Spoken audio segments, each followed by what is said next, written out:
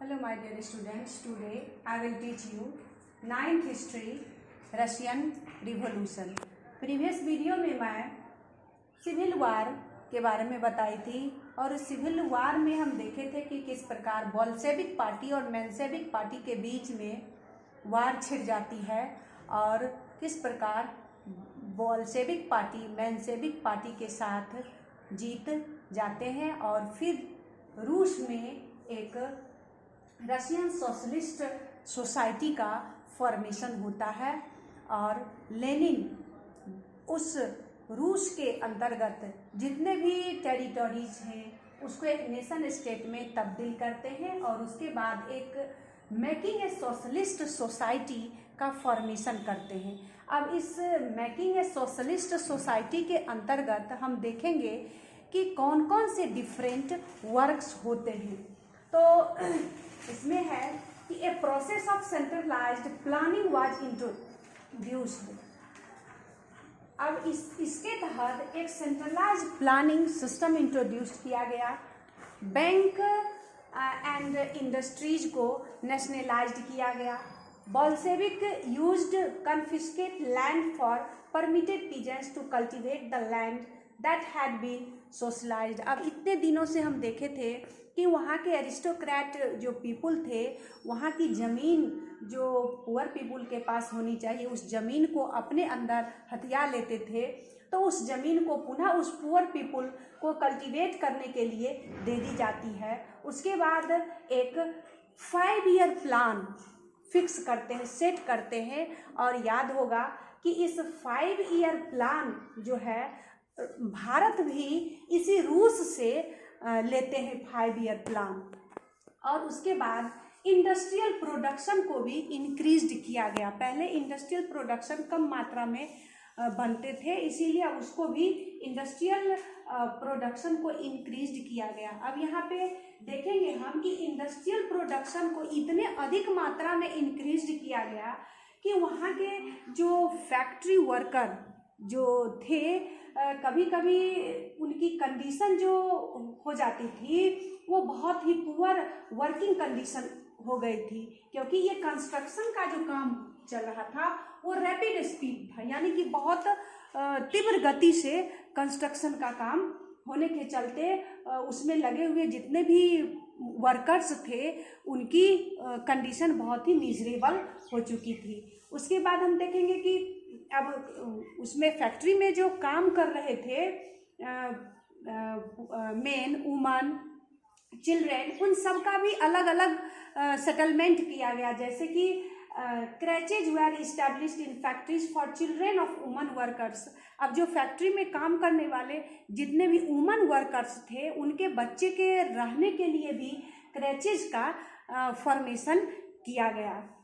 Cheap public health care was provided और उसके बाद एक पब्लिक हेल्थ केयर का भी इस्टेब्लिशमेंट किया गया ताकि लोग एक अपनी अच्छी स्थिति अपने हेल्थ के प्रति जागरूक हो सके और फैक्ट्री के जितने भी वर्कर्स थे अगर वो सही ढंग से स्वस्थ नहीं रह सकते हैं तो फिर वो काम कैसे चलेगा। जबकि ये पब्लिक हेल्थ केयर की चर्चा इसके पहले कभी नहीं होती थी फैक्ट्री वर्कर्स के लिए, लेकिन हम यहाँ पे देखते हैं कि रूस में एक पब्लिक हेल्थ केयर का भी व्यवस्था किया जाता है।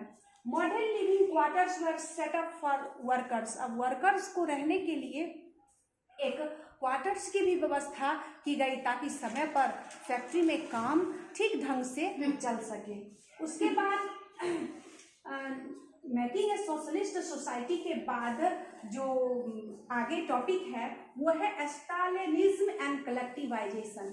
अब स्टालिनिज्म एंड कलेक्टिवाइजेशन इसमें 2 वर्ड हैं, स्टालिनिज्म एंड कलेक्टिवाइजेशन। तो स्टालिनिज्म स्टालिन वर्ड से बना हुआ है। ये स्टालिन वैसे व्यक्ति हैं जो लेनिन के मृत्यु के बाद, जब लेनिन 1924 में इनका जब डेथ हो जाता है तो उसके बाद ये स्टालिन रूस के जो बोल्शेविक पार्टी है उस बोल्शेविक पार्टी को अपने हाथ में लेते हैं और उसके बाद रूस के जो रशियन कम्युनिस्ट पार्टी है उसका हेड भी स्टालिन को बना दी जाती है। तब हम देखते हैं कि अब स्टालिन के जो आइडिया है, the idea of Stalin is called Stalinism. जैसे कि गांधी के आइडिया गांधीनिज्म कहलाते हैं, कार्ल मार्क्स के आइडिया मार्क्सिज्म कहलाते हैं। उसी प्रकार स्टालिन के जो आइडिया थे for a Russian communist party के लिए, वही कहलाता है स्टालिनिज्म कहलाता है। अब इसमें एक और वर्ड है collectivisation. Collectivisation word collective word से बना हुआ। कलेक्टिव मतलब होता है सामूहिकरण।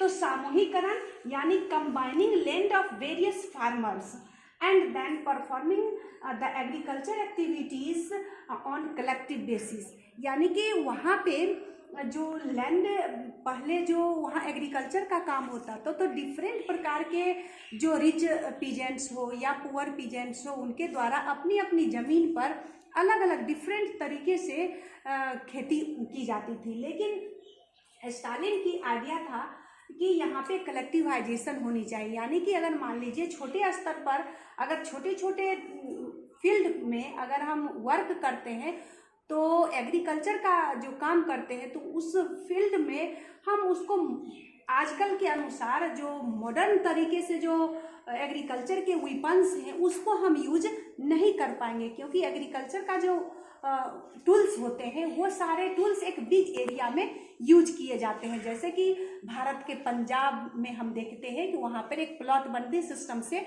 काम होती है। तो उसी तरह स्टालिन की थ्योरी थी कि अगर हम सारे खेत को एक समूह के रूप में, जैसे कि छोटे छोटे टुकड़े हैं फील्ड के, और इस फील्ड को हम एक सामूहिक रूप में एक जगह कर दी जाए, जस्ट लाइक इट। इसी तरह अगर मान लीजिए छोटे छोटे लैंड प्रॉपर्टी है, इस प्रॉपर्टी को हम एक कर दे और इसमें जितने भी पीजेंट्स लगे हुए हैं, इन सारे पीजेंट्स के उसमें जो प्रॉफिट होगा उसमें अपना सारे पीजेंट्स शेयर कर लेंगे। तो इससे क्या होगा, इसमें काम मॉडर्न तरीके से हो पाएगा। लेकिन क्या होता है, स्टालिन ये कलेक्टिवाइजेशन थ्योरी लगाते हैं और उसके बाद यहाँ पे 1927 से 1928 में हम देखते हैं कि रूस के टाउन्स एरिया में, यानी सोवियत रूस में अनाज की बहुत कमी हो जाती है। अनाज की कमी तो खास करके शहरों में होती है। भले ही शहरों में पैसे की कमी नहीं होती है, लेकिन अनाज की कमी दिखती है, क्योंकि शहर के लोग पैसे तो नहीं खाएंगे, खाएंगे तो अनाज खाएंगे, जबकि अनाज आपको एक रूरल एरिया से प्रोड्यूस किया जाता है। तो वहाँ पे एक टाउन एरिया में, सोवियत शहर में ग्रेन की बहुत कमी हो गई थी। तो स्टालिन ने फार्म इमरजेंसी को इंट्रोड्यूस किए। तो फार्म इमरजेंसी को जो इंट्रोड्यूस किए, इसके तहत जितने भी वहाँ पे ग्रेन थे, पीजेंट्स के ग्रेन को फिक्स्ड प्राइस पे सोल्ड किया जाने लगा, जबकि वहाँ के पीजेंट्स इस फिक्स्ड प्राइस पे उस अनाज को बेचना नहीं चाह रहे थे, क्योंकि उनको लग रहा था कि इस अनाज को अगर हम गवर्नमेंट के रेट के अनुसार अगर हम बेचते हैं तो मुझे ज़्यादा से ज़्यादा प्रॉफिट नहीं हो पाता है। तो इसीलिए ये लोग उस रेट पर जो स्टालिन ने फिक्स किए थे, उस रेट पर बेचना नहीं चाह रहे थे और उस अनाज को किसी गोदाम में या कहीं भी उसको जमा करने की पद्धति शुरू हो गई। तो अब जमा करने की पद्धति जो शुरू हुई, ये उत्पन्न कहाँ से होती है, इस कलेक्टिवाइजेशन से उत्पन्न होती है और फिक्स्ड रेट से उत्पन्न होती है। तो नेक्स्ट वीडियो में मैं बताऊंगी रीजन्स फॉर कलेक्टिवाइजेशन, यानी कि कलेक्टिवाइजेशन का रीजन्स क्या है। तो नेक्स्ट वीडियो में बताऊंगी। धन्यवाद।